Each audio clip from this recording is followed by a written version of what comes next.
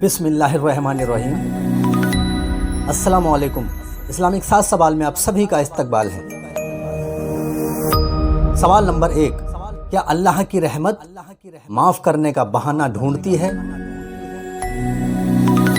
जवाब, जी हाँ। अल्लाह जब भी किसी को बख्शना चाहता है तो उसकी छोटी सी नेकी के सबब उसके तमाम गुनाहों को माफ़ कर देता है। अबू हुरैरा रज़ी अल्लाह अन्हु से रिवायत है कि अल्लाह के रसूल सल्लल्लाहु अलैहि वसल्लम ने फरमाया, एक आदमी रास्ते से जा रहा था कि उसने कांटों भरी टहनी देखी तो उसे हटा दिया। अल्लाह ताला को उसका यह काम पसंद आया और उसे बख्श दिया। लेकिन जिस तरह अल्लाह एक छोटी सी नेकी के सबब सारे गुनाह माफ फरमा देता है, उसी तरह एक गुनाह भी हम सब के लिए मुसीबत का सबब बन सकता है। अल्लाह हम सब मुसलमानों को गुनाहों से महफूज रखे, आमीन। सवाल नंबर 2, नियत किसे कहते हैं? जवाब, नियत दिल के इरादे का नाम है।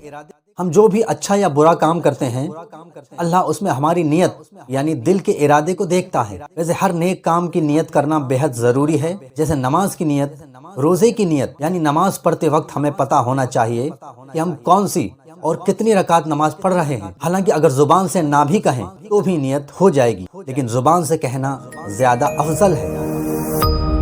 सवाल नंबर 3, वो कौन सी सूरत है जिसके बिना नमाज नहीं होती? जवाब, सूरह फातिहा।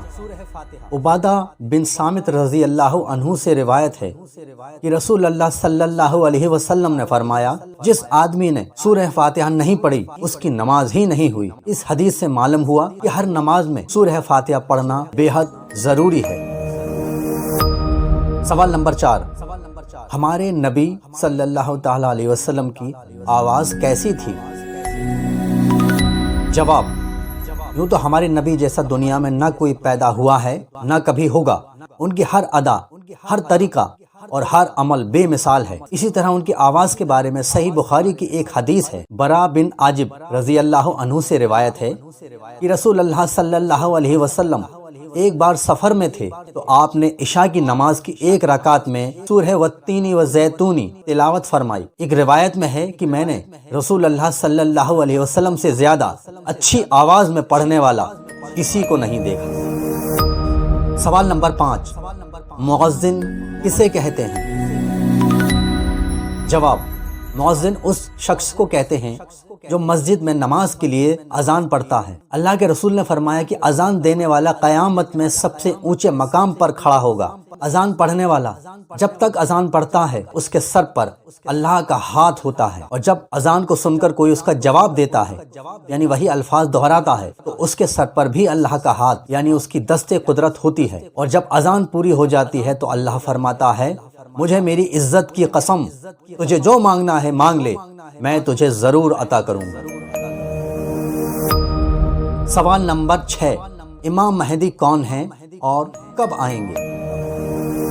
सभी हजरात वीडियो को लाइक, शेयर, कमेंट्स और चैनल को सब्सक्राइब जरूर करें ताकि इसी तरह की वीडियो हम आगे भी आप लोगों तक पहुंचाते रहें। जवाब, इमाम महदी मुसलमानों के आखिरी खलीफा हैं जो अहले बैत यानी रसूल अल्लाह सल्लल्लाहु अलैहि वसल्लम के खानदान से होंगे, जिनका नाम हुजूर के नाम पर ही यानी मोहम्मद होगा, और उनके वालिद का नाम भी हुजूर के वालिद के नाम पर यानी अब्दुल्ला होगा, और उनकी वालिदा का नाम हुजूर की वालिदा के नाम पर यानी आमना होगा।